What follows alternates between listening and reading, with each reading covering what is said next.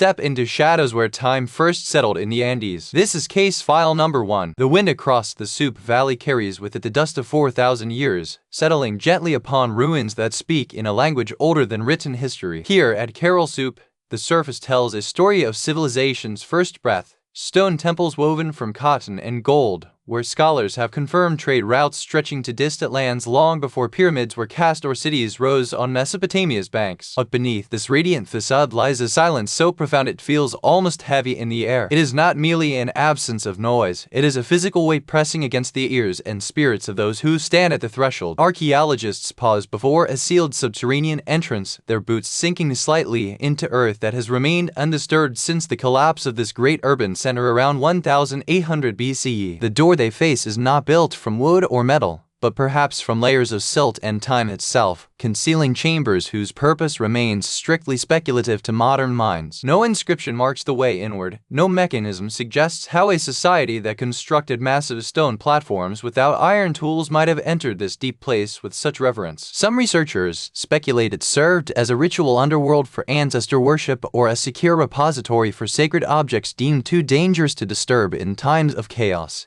Yet others argue it was simply forgotten by history's relentless march forward. The dread here is not born of ghosts, but of the terrifying possibility that human understanding has hit an absolute wall. What lies behind this threshold represents knowledge we do not possess and questions we cannot answer with current technology or historical methods. The silence does not invite entry, it warns against trespassing into a realm where our own timeline seems thin enough to be pierced by something older than memory. As the sun begins its descent, casting long shadows across the excavation site, the sealed door remains immovable, guarding secrets that may never see the light of day again, leaving only this quiet, enduring wonder for those brave or foolish enough to imagine what waits in the dark below. Deep within the arid expanse of northern Peru, where the coastal desert meets the Andes foothills, lies a city that predates the famous pyramid complexes of Egypt by centuries. Caral-Supe stands not as a monument to lost civilizations or extraterrestrial intervention, but as the oldest known city in the Americas, flourishing around 2600 BCE. The archaeological evidence here is stark and undeniable. Monumental architecture rising from the Earth's surface with a deliberate grandeur that defies the typical scale of contemporary settlements elsewhere in the region. Massive platforms constructed from locally sourced adobe bricks were arranged without mortar, bound together by gravity and time itself to create stable foundations for structures that have survived millennia of wind, erosion, and seismic activity. The layout reveals a sophisticated urban planning capability long before written history became common. Wide avenues cut through the site with geometric precision, connecting residential districts to massive ceremonial platforms where society gathered for ritualistic gatherings. Here, music instruments made from wood and gourd were unearthed alongside cotton textiles so finely woven that they suggest an organized textile industry capable of producing goods not merely for survival, but for exchange or tribute. The sheer volume of labor required to construct these edifices implies a complex social hierarchy without the need for mythical explanations regarding who built them or why they vanished from historical records overnight. Yet, despite its size and sophistication, Caral remains enigmatic in another sense. It was abandoned around 1800 BCE just as mysteriously as it rose. No sign of widespread warfare or catastrophic collapse has been found within the ruins themselves, leading some researchers to speculate that environmental shifts or a gradual reorganization of trade networks may have simply rendered this grand center obsolete. As the camera pans over the silent platforms now reclaimed by scrub vegetation, one feels the weight of an empty room in history. This was not a place where magic occurred,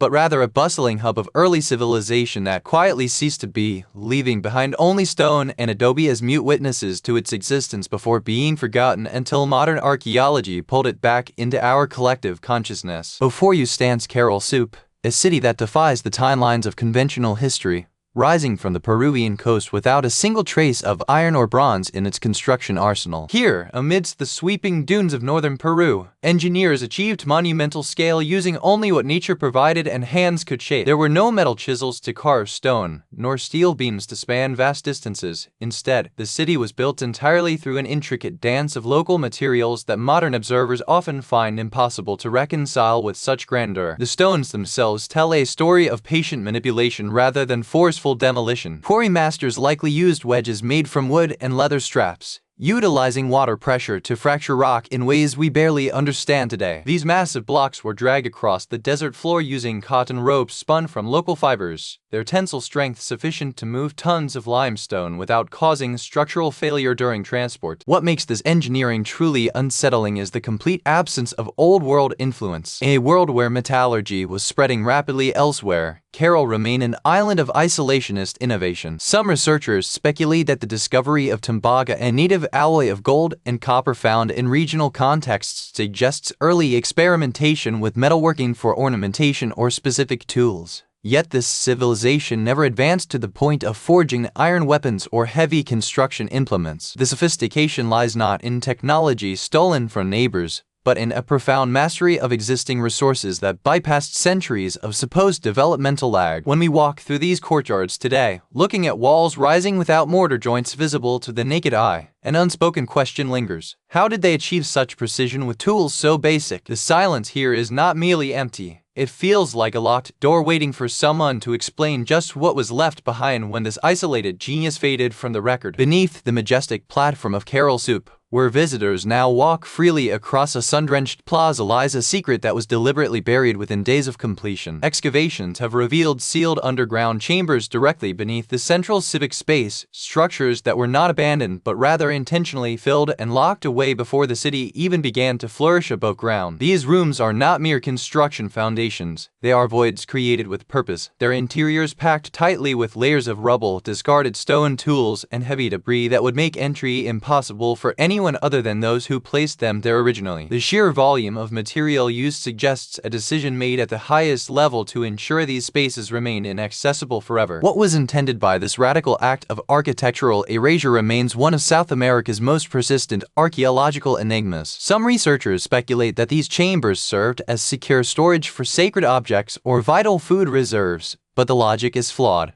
Why seal away resources needed for a growing settlement? Others propose they were ceremonial crypts meant to house spirits of ancestors who could no longer be disturbed by the living population above. Yet another theory suggests a defensive measure, turning the foundation itself into an impenetrable barrier against intruders or rival groups who might seek hidden wealth within the city's core. The physical evidence points to immediate abandonment upon sealing, with layers of earth carefully deposited over entrances shortly after construction finish. This deliberate act transforms the site from a simple urban center into something more complex and perhaps unsettling, as if the builders themselves wanted certain aspects of their civilization forgotten or kept strictly out of reach. As you stand today on this open plaza, remember that directly beneath your feet lies a locked door to history we may never fully understand, guarded by tons of ancient stone debris placed there with finality thousands of years ago. Beneath the vibrant surface of Caral-Supe lies a different kind of silence, one that feels less like an absence of life and more like a deliberate cessation. As we descend past the bustling upper levels into the subterranean corridors, the atmosphere shifts from exploratory curiosity to somber reverence. Here, the archaeological record does not merely show abandonment, it presents evidence of closure. Intact clay seals, some still bearing the faint impressions of administrative stamps or ritual symbols, remain firmly in place on doorways that have likely been empty for 5,000 years. These are not broken by looters nor eroded by time before discovery. They were left shut with purposeful intent. Further examination reveals floor layers undisturbed since their initial construction. In many cases, the ground beneath ancient pillars and plazas has remained pristine, untouched by later occupation or renovation projects common in other contemporary settlements. This preservation is strikingly specific to certain sectors of the complex, suggesting that these areas were effectively walled off from human activity while others continued to serve as civic centers. Why would a thriving civilization choose to seal away entire districts rather than allow them to naturally decay? The evidence points toward an organized decision rather than chaotic collapse or sudden disaster. Some researchers speculate that this phenomenon may represent a profound shift in religious or political ideology, where specific spaces were deemed too sacred for ordinary use after their primary function had ended. Perhaps the structures themselves became vessels of potent energy, requiring isolation to prevent disturbance by living hands. Others argue it could have been an act of preservation, locking away treasures before they fell under siege during a conflict with neighboring groups like Chavan or Paracas. Yet another possibility remains unsettlingly ambiguous. What if these seals were part of a ritualistic sealing ceremony meant to trap the essence of ancestors within the earth itself? Regardless of the precise motivation, the physical reality is undeniable. These doors were closed not by accident, but by hand, leaving behind a legacy of quiet finality that challenges our understanding of how ancient societies managed their own endings. The landscape around Caral tells a story written in silt and sediment. Geological surveys reveal that this ancient urban center sits at a precarious intersection of river valleys, where water has long been both sustenance and enemy. Stratigraphic evidence confirms multiple episodes of significant flooding throughout the region's history,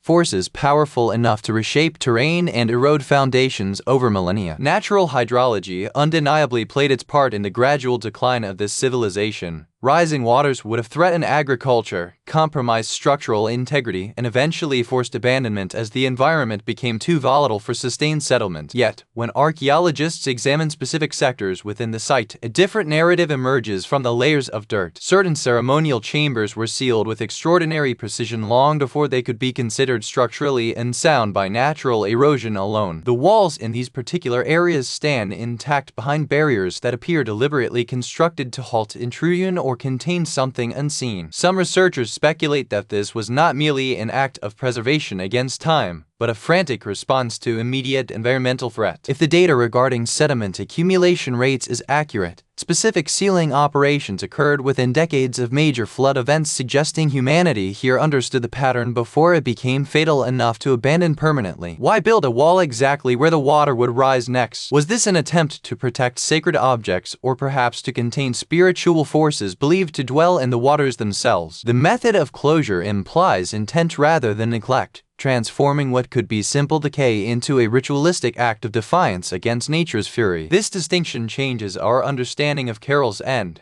It was not simply washed away by an unstoppable river, but chosen for sealing, perhaps out of fear or reverence when the sky turned wrong and the earth shook beneath their feet. The silence that now fills these vaulted rooms is heavy with unanswered questions, leaving us to wonder if those final walls were built against rising water or something more profound hidden within the mud itself. Inside the core of Caral-Supe lies an enigma that defies easy explanation. Sealed chambers whose purpose remains obscured by the very walls meant to protect their contents. As we move deeper into this ancient archaeological site in Peru's arid highlands, the air grows still and heavy with unspoken history. Some researchers speculate that these restricted spaces might have functioned as secure repositories for sacred objects of immense spiritual value. In many complex societies, items believed to hold divine power or serve as conduits between worlds are often hidden away from public view, guarded by layers of stone against both theft and desecration. The sheer structural effort required to seal such rooms suggests that what lay inside was not merely valuable in a material sense, but essential to the city's cosmic order. Other hypotheses point toward these spaces as final resting places for elite ancestors requiring an eternity undisturbed by mortal hands. If this is true, then every crack and crevice in their tombs represents a deliberate barrier against intrusion, ensuring that the deceased remain eternally at peace within their stone coffins. The silence here becomes palpable, a physical weight pressing against the visitor's consciousness, as if the ancestors themselves are watching from beyond time. Alternatively, some theorists propose these rooms were ceremonial chambers intentionally left empty after use, serving only to define a sacred boundary or mark a transition point in ritual narratives where nothing should remain but pure potentiality. We must tread carefully here, acknowledging that without written records from this pre-ceramic era, we are navigating through foggy waters of conjecture rather than firm evidence. Yet the architectural intent is clear. These doors were designed to stay shut for millennia. Whether they held gold-laden scepters wrapped in ceremonial textiles or simply housed a profound spiritual void meant to be never breached, their sealed state speaks volumes about a civilization that understood power through exclusion. The silence of Caral is not an absence of sound, but the presence of something too fragile or perhaps too dangerous to expose to the outside world. As we stand at the edge of Caral-Supe's vast earthen mounds, it becomes clear that our understanding is far from complete. The silence here is not merely an absence of sound. It is a physical weight born of unanswered questions that have lingered for millennia. We possess pottery shards and architectural plans, Yet the true narrative behind these silent vaults remains obscured by time itself. Why were certain chambers sealed with such deliberate finality? Was there a catastrophic event we can no longer detect in the sediment layers? Or did this civilization voluntarily retreat into an internal darkness that history has never fully recorded? Some researchers speculate that the lack of writing systems found at Caral suggests their knowledge was encoded not on tablets of stone,